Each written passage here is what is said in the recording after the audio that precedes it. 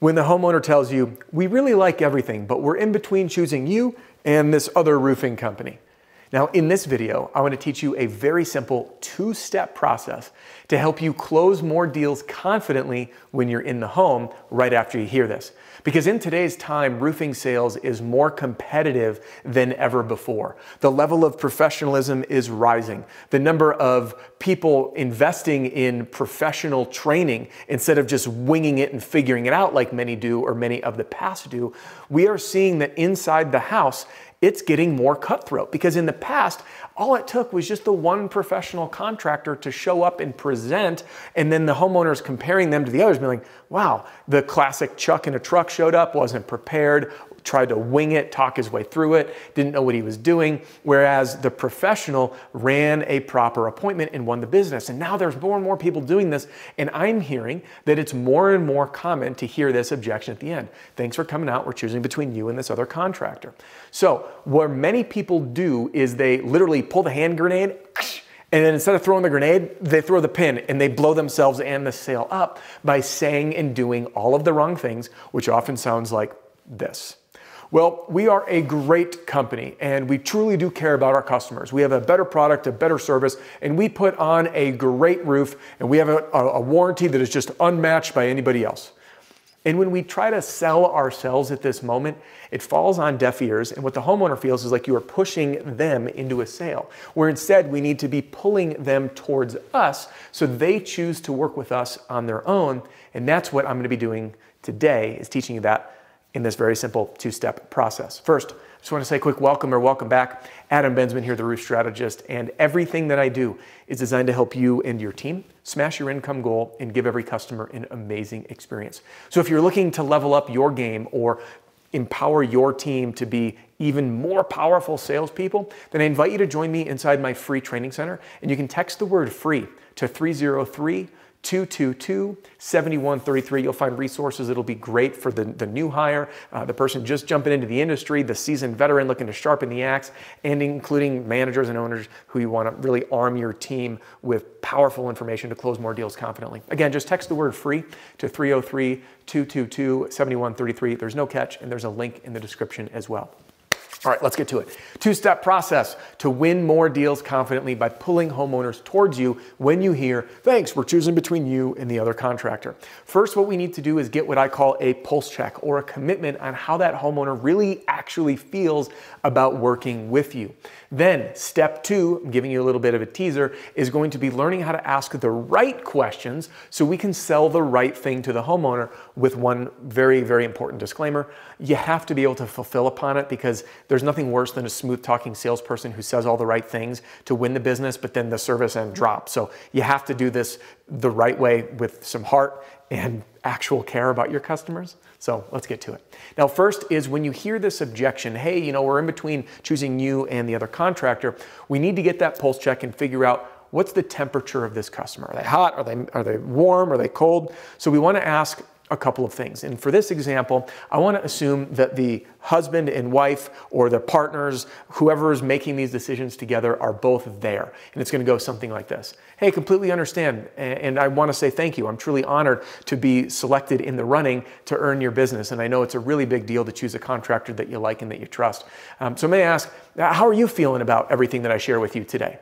And how are you feeling about when usually there's the main person that you're selling to, of the decision-making couple, there's one person who's generally spearheading it.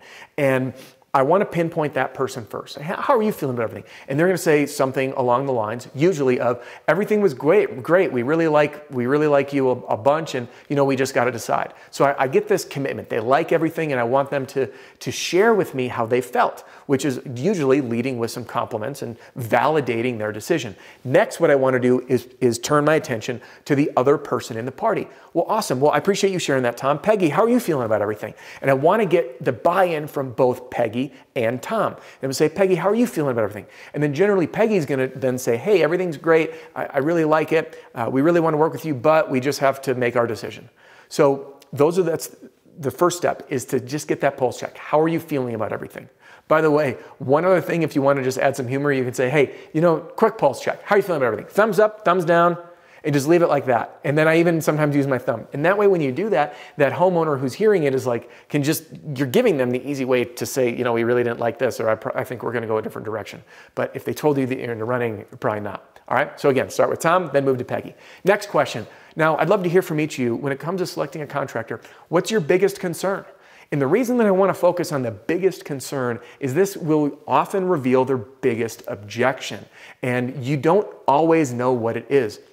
For many of us, we think it's always going to be price, but oftentimes it's not. Their biggest concern might be working around their schedule at home because they're both in home offices, they're running Zoom meetings, and they can't have their day interrupted. So it can be oddball things like this. So again, just in summary of step one is, how are you feeling about this? Let them share. Step two, and then we're gonna turn to the partner. How are you feeling about this? And I've talked to both. And then, hey, between both of you, what's your biggest concern? And then they can voice it. And now we know what we need to address. Now, step two is follow-up questions. These follow-up questions can be something like these three, and I would recommend writing these down if you're the note-taking type. How will you, so I'm talking to Tom and Peggy. Tom, how will you and Peggy decide which contractor is best for you?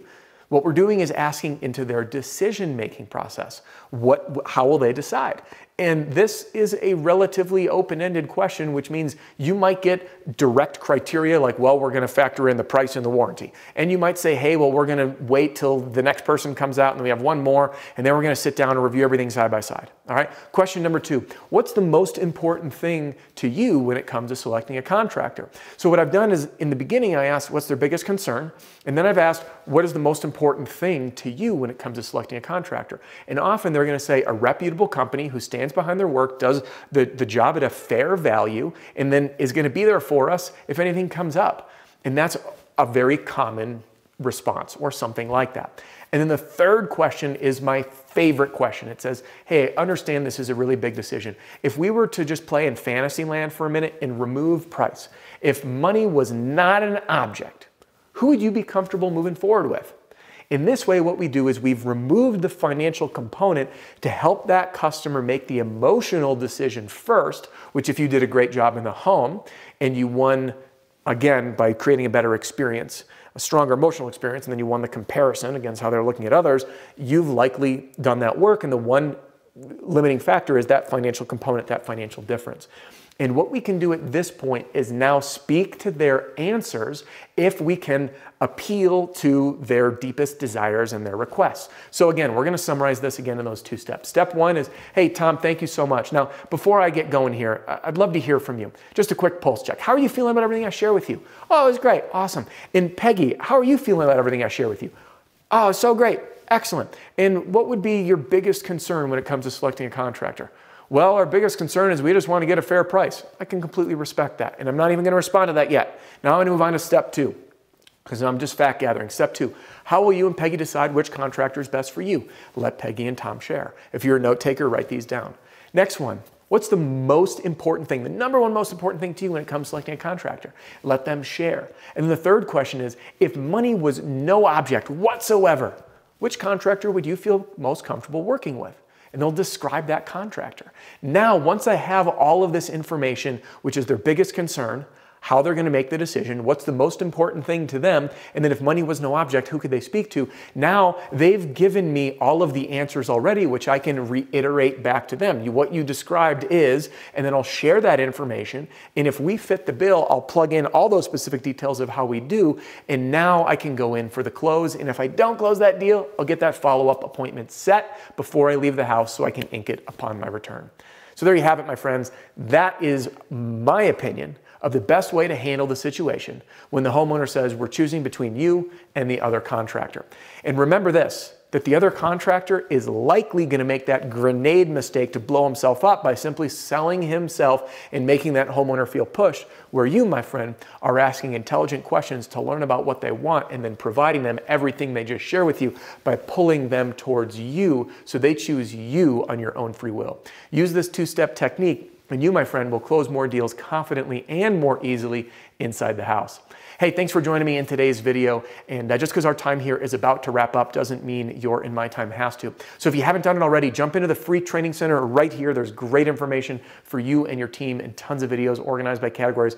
There's a new webinar in there, the $8 million in-home sales system, by the way. One rep sold $8 million. So a bunch of stuff in there and being added. And if you want to hang with me here on YouTube, YouTube thinks you're really going to love this video, and I will see you on the next one.